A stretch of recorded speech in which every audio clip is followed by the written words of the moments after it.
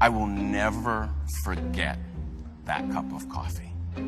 Well, a couple years ago, I was traveling when my schedule worked out on Christmas Eve. I thought the airport was going to be a zoo, so I got there a couple hours early. It wasn't crowded at all, so for me, that means coffee.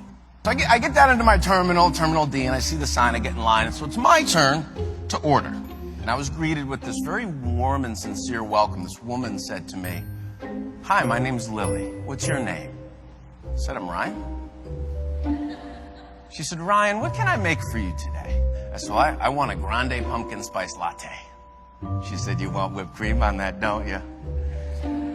I said, yeah, I want the whipped cream. She said, "I'll tell you what I'm going to do." She said, "I'm going to make it extra hot, load it up with whipped cream, sprinkle a little nutmeg on top. That's how I like it. You're going to love it." I said, "Sounds great." She said, "Where are you going?" I said, "Cleveland." She said, "Are you going back to Cleveland to spend the holiday with your family?" I said, "Yes."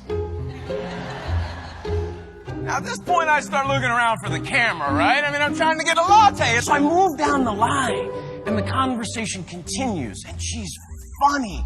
She's asking me questions about my family and our holiday traditions. She's laughing, and I'm laughing. And she hands me my drink and says to me, "Ryan, have a safe trip back to Cleveland. Go create some extraordinary memories with your family. When you come back through the Minneapolis airport, I want you to stop here and tell me all about it."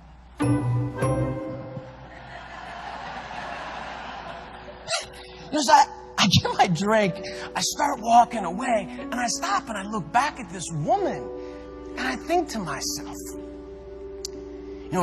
it's Christmas Eve. Most people would rather be anywhere else in the world than serving coffee in an airport. Not her. It was like she was meant to be there. And I couldn't help myself. I had to go back. So I did. I walked back and I said, "Excuse me, Lily." And, she jumps around. "Ryan, is everything okay with the latte?" I said, "No." I said, "The latte is perfect. I just had to come back and ask you, what is your secret to making such meaningful connections over serving coffee?" Well, she corrected me. She said, "Ryan, I'm not serving coffee. I'm pouring happiness into people's lives." I said, "You're pouring what?" She wants to be happy in her life.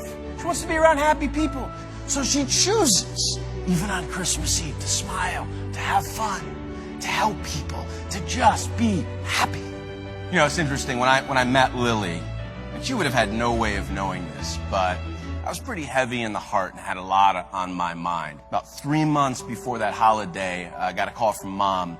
We got some really tough medical news about Dad. And it was a terminal diagnosis, and we knew we probably weren't going to have a lot of time. So I was sitting in that airport on Christmas Eve, not in the best place in the world.